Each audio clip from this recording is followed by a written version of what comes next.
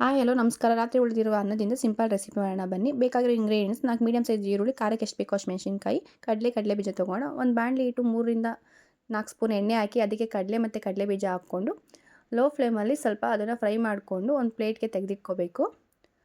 ಮತ್ತು ಅದೇ ಎಣ್ಣೆಗೆ ಸಾಸಿವೆ ಹಾಕಿ ಮೆಣಸಿನ್ಕಾಯಿ ಮತ್ತು ಈರುಳ್ಳಿ ಹಾಕಿ ಚೆನ್ನಾಗಿ ಸ್ವಲ್ಪ ಫ್ರೈ ಮಾಡ್ಕೊಳ್ಳೋಣ. ಅದು ಅಷ್ಟೇ ಲೋ ಫ್ಲೇಮಲ್ಲಿ ಇಟ್ಕೊಂಡೆ ಫ್ರೈ ಮಾಡ್ಕೋಬೇಕು.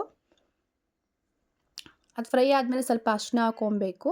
ಅರಿಶಿನ ಹಾಕಿದ ನಂತರ ಸ್ವಲ್ಪ ಉಪ್ಪು ಸೇರಿಸ್ಕೊಬೇಕು. ಆಮೇಲೆ ಅನ್ನನ ಹುಡಿ ಮಾಡಿಕೊಂಡು ಅದನ್ನು ಸೇರಿಸ್ಬಿಟ್ಟು ಒಂದು ಮಿಕ್ಸ್ ಕೊಡಬೇಕು. ಆಲ್ರೆಡಿ ಅನ್ನಕ್ಕೆ ಉಪ್ಪು ಹಾಕಿರ್ತೀವಿ, ನೋಡಿಕೊಂಡು ಉಪ್ಪನ್ನ ಆ್ಯಡ್ ಮಾಡ್ಕೊಬೇಕು. ಇದನ್ನು ಲೋ ಫ್ಲೇಮಲ್ಲಿ ಇಟ್ಕೊಂಡು ಸ್ವಲ್ಪ ಬಿಸಿ ಚೆನ್ನಾಗಿ ಮಾಡ್ಕೊಬೇಕು. ಇದಾದಮೇಲೆ ಬೇಕಂದರೆ ನಿಂಬೆಹಣ್ಣು ಆ್ಯಡ್ ಮಾಡ್ಕೊಳ್ಳಿ, ಬೇಡ ಅಂದರೆ ಸ್ಕಿಪ್ ಮಾಡಿ. ನಾನು ನಿಂಬೆಹಣ್ಣು ಇತ್ತು ಅಂದ್ಬಿಟ್ಟು ಆ್ಯಡ್ ಮಾಡಿದ್ದೀನಿ.